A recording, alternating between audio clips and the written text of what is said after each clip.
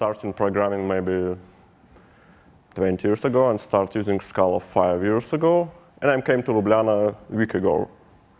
And what I have found here while I was buying a beer, that on the receipt in the bars, you have this QR code. And so why the normal person should look at the receipts in the bar?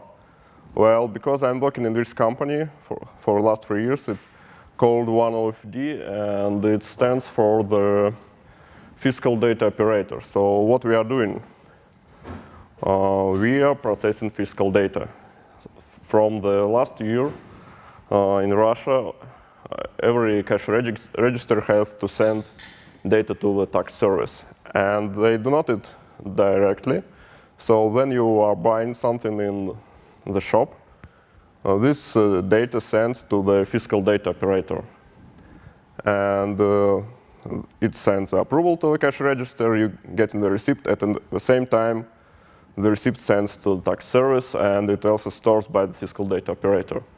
And for now, our company has about 200,000 cash registers connected, and they send about 15 or maybe 20 million receipts per day, so they have a really huge amount of data. And so how does it work? Well, on the input point, we have the cluster of Akka servers, which just checking the data and putting it to Kafka. And then we have a Spark, which there will launch several applications, like one to store the data to a permanent storage, another one to send to the tax service, and the next one just to put it to the analytics cluster. And we have Play UI, so we're quite happy with this stack. It's mostly Scala, and so why I'm speaking here about Java Beans? Well, because we have this red area like billing, accounting, notifications, and some tools for internal usage. And it also has an API, which is used both from Java and Scala. And this all is Java. And so what's wrong with it? Well, definitely the Scala is a JVM language, and it's you can use any Java class as you do it in Java. So what's wrong? Let's take a look at this class. Well, it's a classical Java bean. So it has two fields, and it also has setters and getters. And you can also rewrite it in Scala, like a case class. So, but to be honest, these two classes are not the same. Well, I don't mean that Scala class is quite shorter. Well, it's obvious, but the main difference is that this Java class is mutable. And while we are working with Scala, we'd like to be our data immutable for the different reasons. And well, we can live with that. But there is another problem. These days, we have a lot of Scala-specific libraries, which use Shapeless or just macro inside. And they are not working with Java classes. So there is no good solution for this. And we can just have the separate models for Java and for Scala, and convert from one representation to another one. And well, I have something to make your life easier if you have also this problem. And this thing called BeanPurée, because it's make your Java beans shapeless. And so before we started with it, let's just set proper terms. Like, well, in functional programming, we are working with algebraic data types, and there are two types of them, the products and the coproducts. So the products we usually representing as case classes in Scala. So it's something which contains another parts of it, like the book, which contains title, author, and pages. And the coproducts represented as a type hierarchy with a silhouette trait as a base class. So it's a kind of several alternatives for the something like for fruits we can have apples and pears and whatever we else have. And in Java we don't have silhouette traits, and it means we cannot do coproducts in Java. And it's good for me as a developer of BeanPurée. And so I'm working only with products. So let's take a look again at these Java and Scala classes. So even though they are different, they have the same set of fields, and it means that we can do some automatic conversion from one representation to another one. And the top-level API of BeanPurée is a BeanConverter, which can convert your Java beans to case classes and backwards. And it not only convert the exactly same fields, but it can do some can try to find some similarities, like if you have an integer in your Java code, you might want to read of it in your Scala class and use option of int or just int if you're really sure that it cannot be null. So it can find these things and handle it.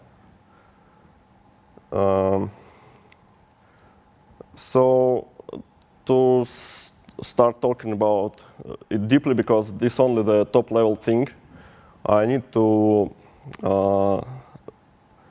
show you some techniques and what we are using in programming with on the type level.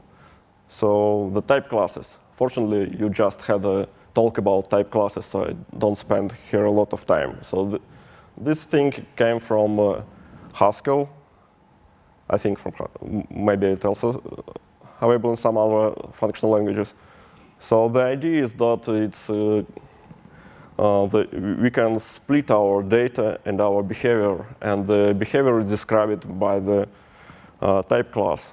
So, for example, we have type class ord, which stands for ordering, and if we like to find the maximum in the list, we can just require the type of element to be an instance of ordering. And well, we can do it almost in the same way in Scala, just passing the implicit ordering from a standard library. And we don't need to inherit from this trait. We just need to create separate instances for the types we'd like to use with it. Now we are moving to fast to Shapeless, and the main building block is an HList. So usually they have just regular lists in Scala, and if we put these three different things into the list, we just get a list of any. HLists is something in between the lists and tuples, and it stores all the types we put there. So in this particular example, the type of the HList is int string double HNil. The HNil is the terminate element. So we can easily create our own HList. There is no kind of magic behind that. So it's just a silhouette trait with two children, the HNil, which is the last element, and the concatenation. But we will not actually do it because Shapeless, of course, have the much better implementation of it. Well, in real life, we don't like to work with some kind of HLists. We'd like to use our modeling, our domain-driven things, all what we love. And Shapeless provides this type class called generic, which has the methods to and from. So, and of course, it's their type member called Repr, which stands for generic representation. And in most cases, and at least in the cases we will see today, it's an HLists. So, for example, if we pass our person case class to this generic, we will get an instance which has the representation of string and integer. It's just the fields we have in this class. So once we have this representation, we can easily convert from one type to another if we have the same set of fields. So how we can do it? We just create another type class for this converter with two type parameters. And then it's quite common to have this apply method just to create this, just to find the implicit instances of these types. And then we create the converter. So what we are doing here, we find the instances of generic for both types, and we assume that they have the same representation. So it's type R here. And then we just converting one of the types to the generic representation and then converting it to another one. And what these orgs think here? Well, since this Repr type is a type member but not a type parameter, it's not really useful to work with it in the places where we just passing this, we're just finding the implicit instances. So it's just a type alias for the generic. Their type Repr is equals to R. So that's exactly what we're doing here. Let's try to solve some real-world problem using Shapeless, just like to create something what can write data to the byte array. Let's call it byte writer, and it can one method write. So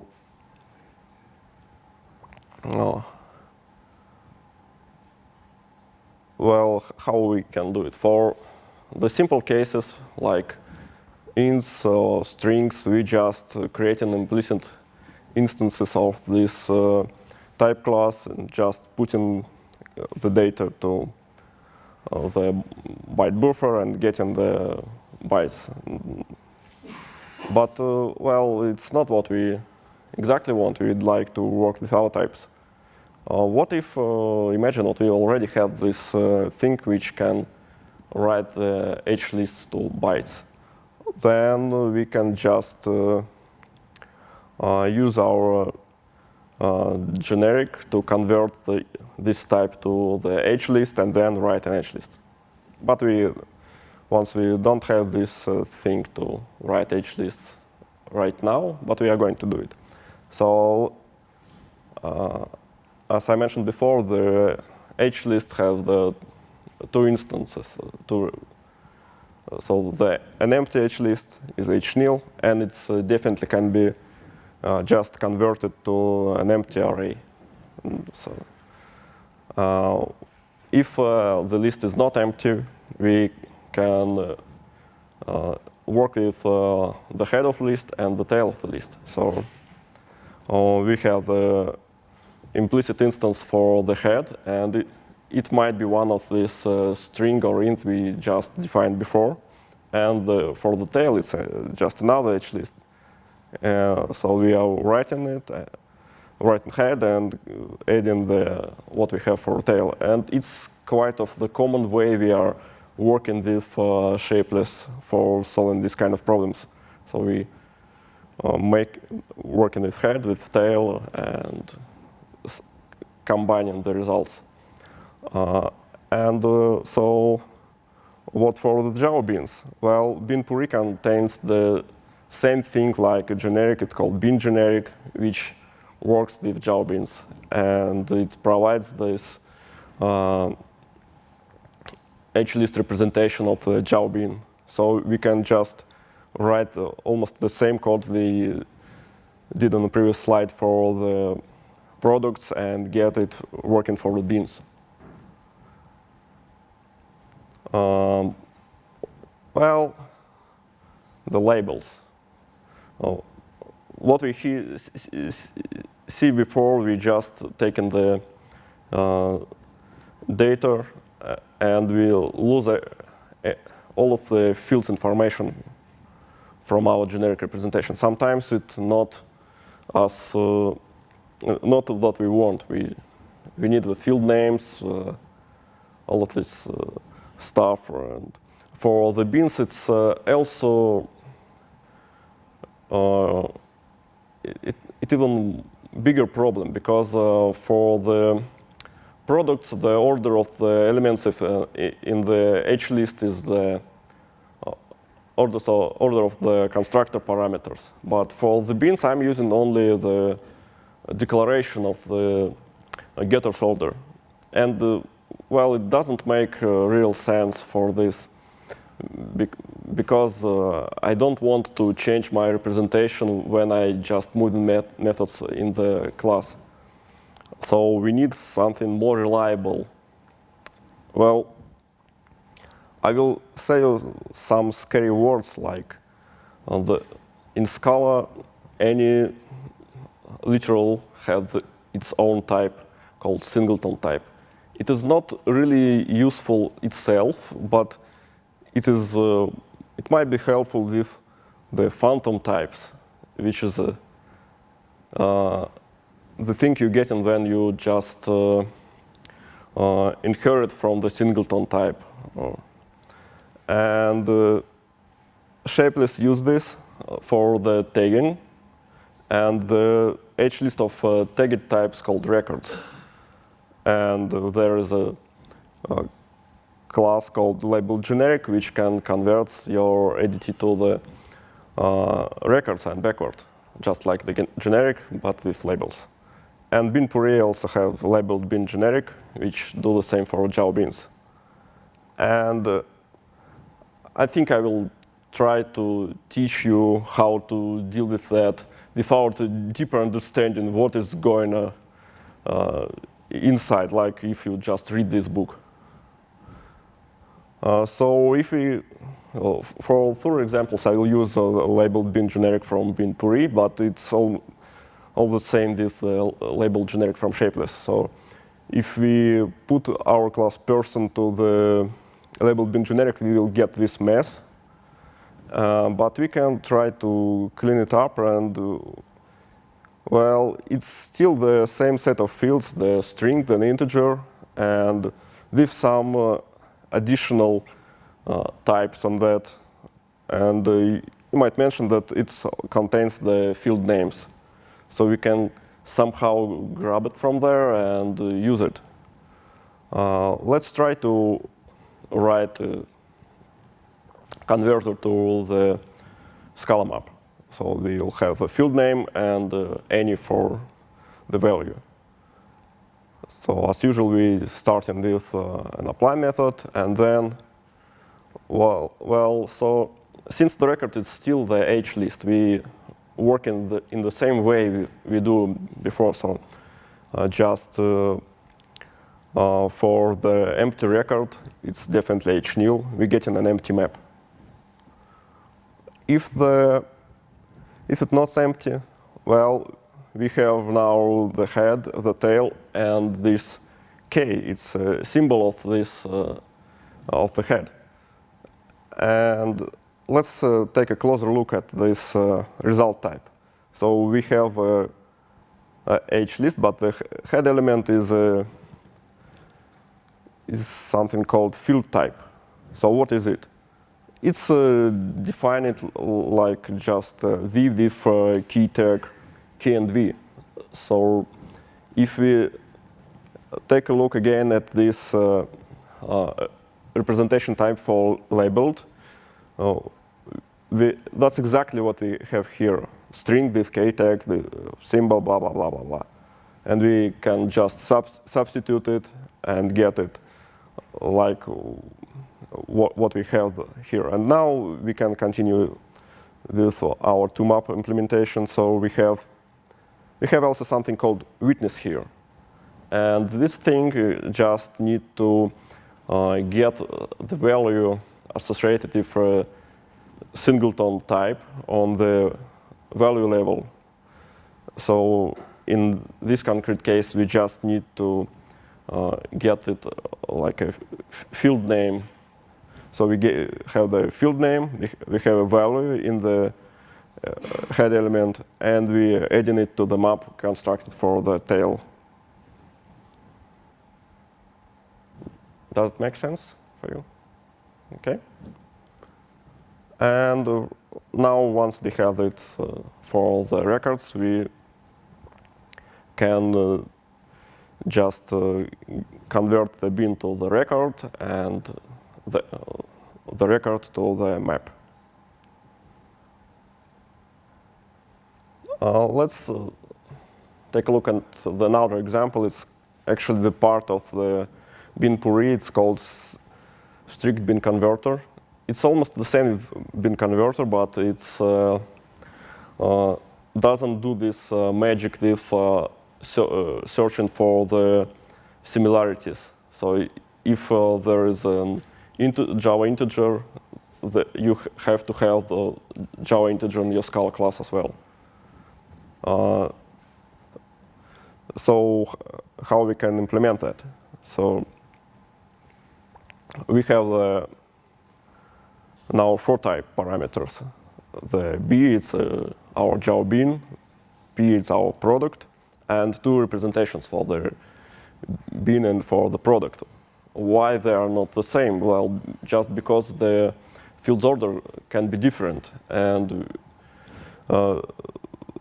we need somehow to make it the same, so to reorder it when we're converting. Unfortunately, there is a class called align in Shapeless, and we need to use it twice for the conversion from bean to product and from product to bean. Just like just we need to convert. For example, if we convert in product to bean, we convert in product to generic representation, then realigning it using align, and then creating the bean. And the same, but in the backward direction for the bean to product.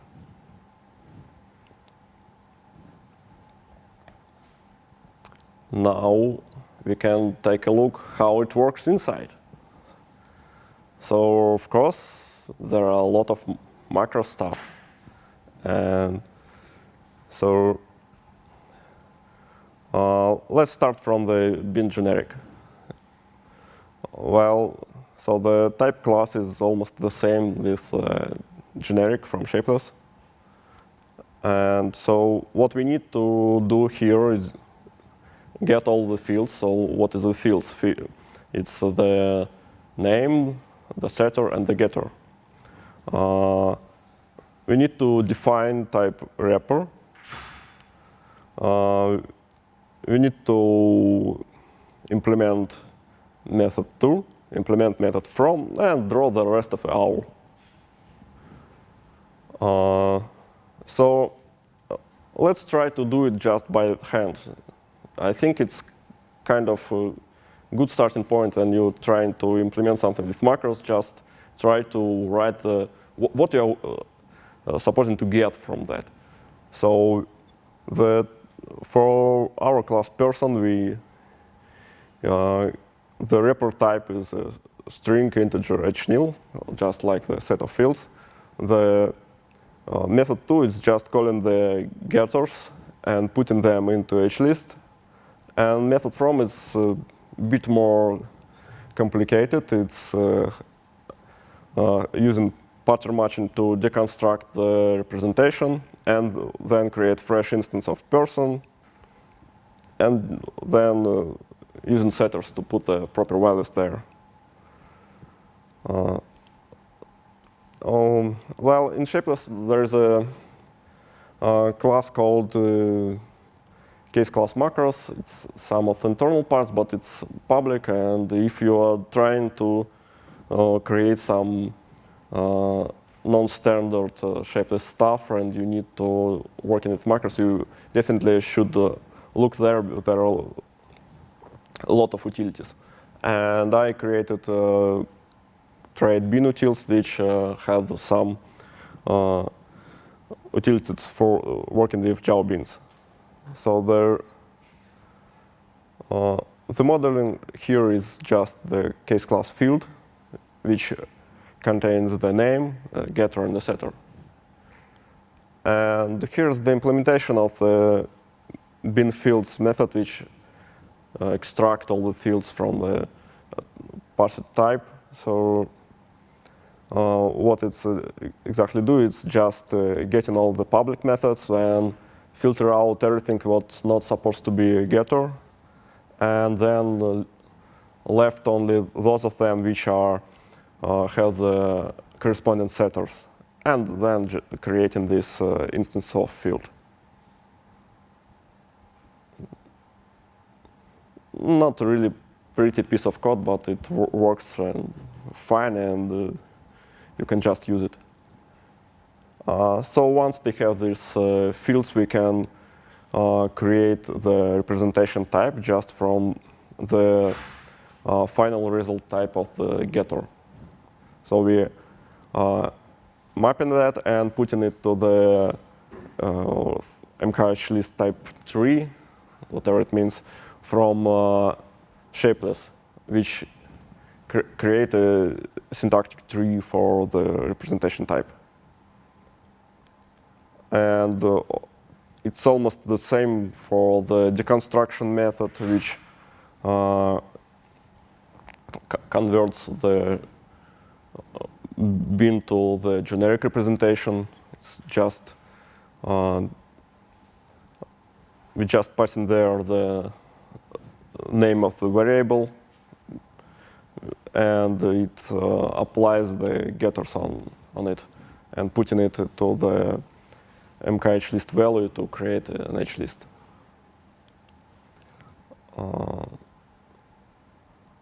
The method from implementation is quite a bit more difficult, because we need to do two things. First, we need to create to deconstruct the HList to get the values. So we just creating a required amount of fresh types and putting them into the pattern using quasi-quotes. And well, the construction itself is just creating a new instance and calling all the setters on the bean variable we already have here. And now we can put it all together in this method, which actually creates the syntax tree for the BeanGeneric for the parsed type. So we calling all of this stuff from beanutils to get the representation type, the to implementation, the pattern for the generic representation, and the construction stuff, and just putting it in this quasi-quotes. And it's almost as readable as we just write it by hands.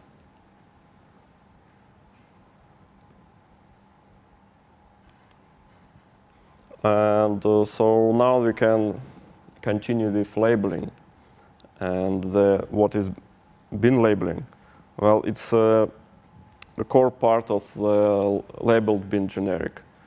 So it's handle only the keys of the record. So since we already have the BeanGeneric, which handles which works with values, we can also have another thing which works only with keys. So it's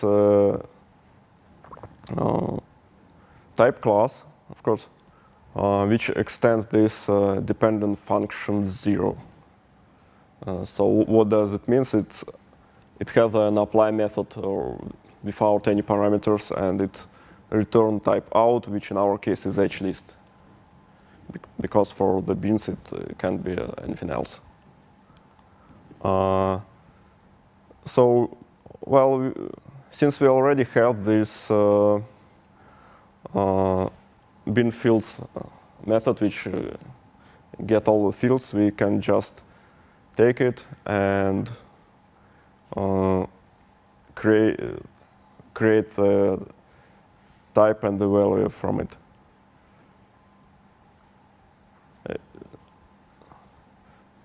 So it's even smaller than the BeanGeneric implementation, so it's just creating the proper type and the labels value. Now, once we have both of this, we can create a LabelledBeanGeneric instance, just using zip with case function from class from Shapeless. So what going here, we have the bean type, the type of our keys, the type of generic representation, and the result type R. So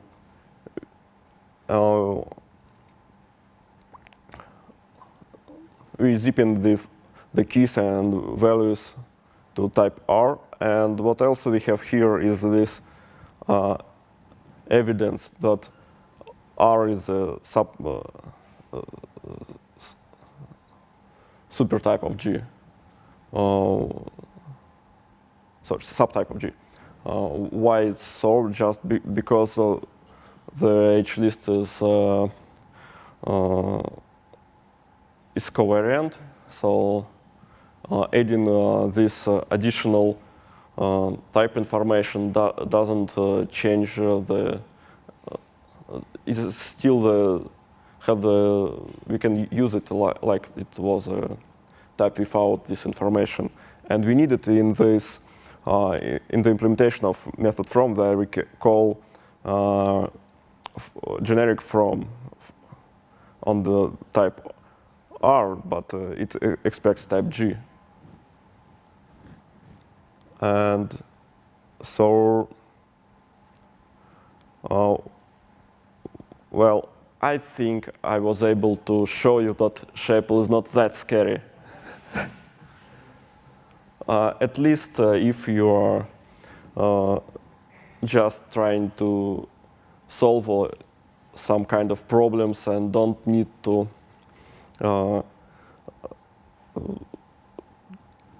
work with some internal stuff of it. And why we should use it? Just because we can avoid some boilerplate here. And, well, it's save a lot of codes, a lot of bad feelings, because of copy pasting is sometimes make a lot of pain. And, well, they have now options just to use macros. But, well, once you started using this type level stuff, you just think that, well, first of all, it's shorter. And in the macro programming, you also have a lot of similarities, like I need to find the constructor, I need to get all the constructor parameters and then do something. all of it is done by Shapeless, and you don't need to write the macro yourself. I think there are less possibilities to shoot in your feed when you're doing this, because, well, it will show you some funny or not that funny compiler errors, but well, it's better than it not compile, than it's not working on the runtime. So what I can suggest to you is read this book. It's really, it's the great one, actually, and I think it's the only book about Shapeless we have at this time. Well, you can find BeanPurée if you're really interested in it on my GitHub. Well, sometimes it happens, not really often, but still I'm writing something about Scala in my blog. You can also visit it. And if finally, if you're interested in something about this fiscal data processing in Russia and like to read something in Russian, well, you can also visit our company site. I have to say it and show you this beautiful T-shirt. OK, if you have any questions, you're really welcome.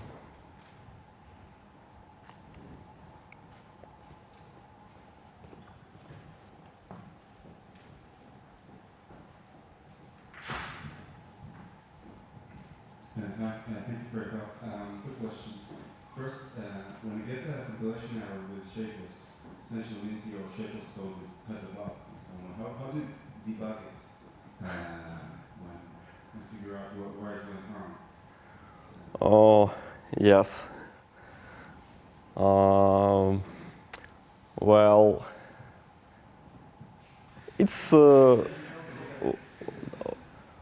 well, I think, well, if it compiles, it works. Well, what to do if it not compiles?